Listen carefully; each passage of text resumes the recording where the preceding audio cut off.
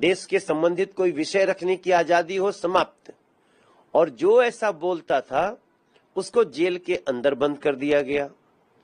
ये 25 जून 1975 को हुआ।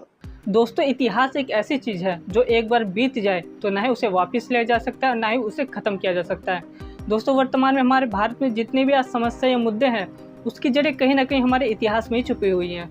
दोस्तों, इस समय मैं इतिहास के बारे में क्यों बात कर रहा हूँ, क्योंकि दोस्तों आज का हमारा टॉपिक ही करंट का है और उसकी पूरी जड़ें इतिहास में ही समाहित है। दोस्तों, 12 जुलाई 2024 को हमारे गृह मंत्री अमित शाह ने एक नया शब्द लाया और एक नया दिवस मनाने की घोषणा की है। दोस्तों, ये दिवस है संविधान हत्या दिवस। दोस्तों, अब से 25 जून को भारत संविधान हत्या दिवस मनाएगा।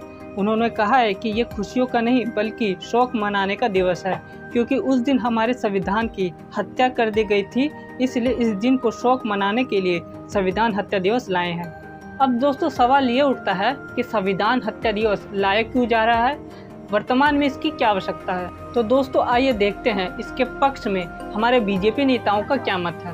दोस्तों, इस बारे में हमारे गृह मंत्री अमित शाह का यह मत है कि भारत के अंदर लोकतंत्र की रक्षा कर सके और स्वतंत्रता की अमर ज्योति को जीवित रख सके। वहीं दोस्तों, हमारे नरेंद्र मोदी जी का यह मत है कि संविधान के कुचले जाने के बाद देश में कैसे कैसे हालात का सामना करना पड़ा था, उस दिन को भी नमन कर सके।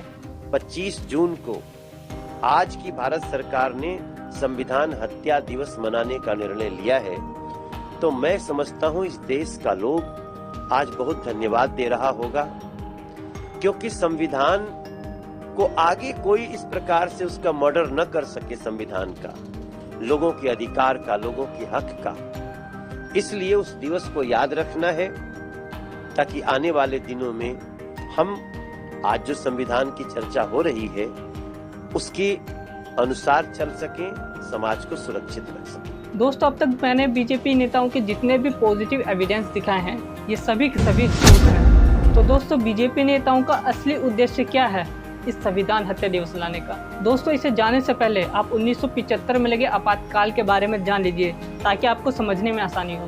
दोस्तों, हमारे भारत में आपातकाल 25 जून 1975 से 21 मार्च 1977 तक 21 महीनों तक रहा था। दोस्तों, उस समय हमारे भारत के राष्ट्रपति फखरुद्दीन अली अहमद थे और उस समय हमारे प्रधानमंत्री इंदिरा गांधी थी। दोस्तों, आपातकाल प्रधानमंत्री इंदिरा गांधी के कहने पर फखरुद्दीन अली अहमद ने भारत के संविधान के अनुच्छेद 1952 के तहत आपातकाल की घोषणा कर दी।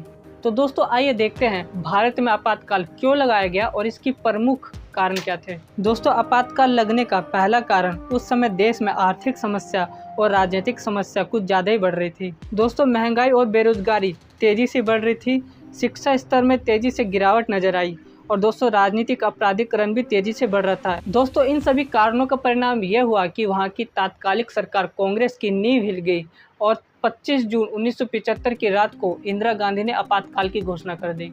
अब दोस्तों, सवाल ये उठता है कि उस समय का आपातकाल का लिया हुआ फैसला सही था या गलत। दोस्तों, उस समय जो आपातकाल लगाया गया था वो संविधान के अनुरूप लगाया गया था। तो संविधान के अनुच्छेद 352 के तहत भारत या उसके राज्य क्षेत्र के किसी की भाग की सुरक्षा के लिए या फिर बाह्य युद्ध का प्रभाव पड़ रहा है या फिर आंतरिक अशांति के कारण राज्य खतरे में है, तो उस स्थिति में आपातकाल लगा सकते हैं। अगर दोस्तों हम इन स्थितियों को देखें तो आपातकाल लगाना बिल्कुल ही सही था, लेकिन दोस्तों अगर इसके परिणामों की बात करें तो इसके परिणाम बहुत ही ज़्यादा बुरे थे। देश के लिए खतरा बनने वाले लोगों को गिरफ्तार कर लिया गया। उनमें लोगों की संख्या थी 1,11,000 लोग शामिल थे। गरीब लोगों को मनमाने ढंग से विस्थापित कर दिया गया, जबरन नसबंदी कराई गई, मौत के मामले ज़्यादा आने लगे, अधिकारों को निलंबित कर दिया गया, नागरिकों के मौलिक अधिकार नष्ट कर दिए गए, आंतरिक खतरा और बढ़ गया, विपक्षी नेताओं को जेल में डाल दिया गया और 1,40,000 लोगों को बिना किसी आरोप के गिरफ्तार कर लिया गया। अगर हम दोस्तों इन कारणों पर नजर डालें तो आपातकाल लगना बहुत ही ज़्यादा गलत था। अब दोस्तों देखते हैं कि संविधान हत्या दिवस लाने की शुरुआत कहाँ से हुई। दोस्तों, इसकी शुरुआत कर्नाटक में एक कार्यक्रम को संबोधित करते हुए अनंत हेगड़े ने अपने भाषण में ये कहा था कि अब की बार बीजेपी 400 सीट लाने में कामयाब होती है तो हम संविधान ही बदल देंगे। दोस्तों, अनंत हेगड़े ने संविधान ही बदलने की बात कर दी।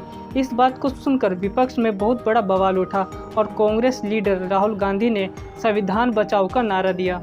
दोस्तों, उन्होंने कहा था कि हमारा भारतीय संविधान खतरे में है, बीजेपी वाले 400 सीट लाते ही हमारे संविधान को बदल देंगे।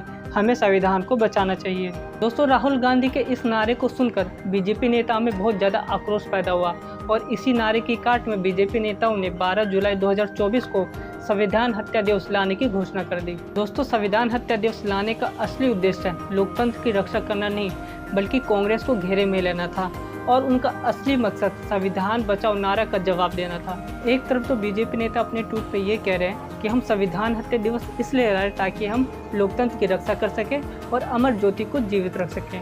वहीं दोस्तों, अपने ट्वीट में कांग्रेस का नाम लेकर कांग्रेस को घेरे में ले रहे हैं और जनता को कांग्रेस के खिलाफ उनका असली मकसद भड़काना है। दोस्तों, हाल के समय में महंगाई बहुत तेजी से बढ़ रहे हैं। यहाँ पे दूध के रेट बढ़ गए हैं, सब्जी के रेट बढ़ गए, यहाँ पे रिचार्ज भी महंगा हो गया है, बेरोजगारी भी बहुत तेजी से बढ़ रही है। दोस्तों, गरीब लोग इतनी महंगाई को अफोर्ड भी नहीं कर पा रहे हैं। तो मणिपुर में इतनी हिंसा हो रही है कि वहाँ के लोग अपना घर छोड़कर असम में जाके शरण ले रहे हैं। दोस्तों, अभी नीट पेपर एग्जाम लीक हुआ है, भ्रष्टाचार अभी वहीं का वहीं है।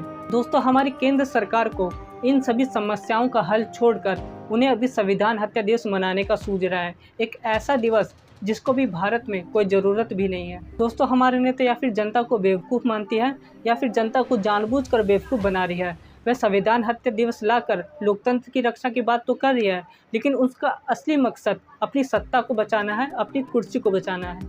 दोस्तों, दोनों पार्टियां आपस में लड़ रही है। दोस्तों, कांग्रेस ये सोच रही है कि मैं बीजेपी को कैसे सत्ता से बाहर करके मैं खुद कैसे आ जाऊं। वहीं दोस्तों, बीजेपी ये सोच रही है कि मैं अपनी सत्ता को कैसे बचाए रखूं और किसी दूसरे को ना आने दूं। तो दोस्तों, मैं अपनी बात को बस यहीं ख़त्म करता हूं। मिलते हैं इसी के साथ नए टॉपिक में, तब तक के लिए धन्यवाद।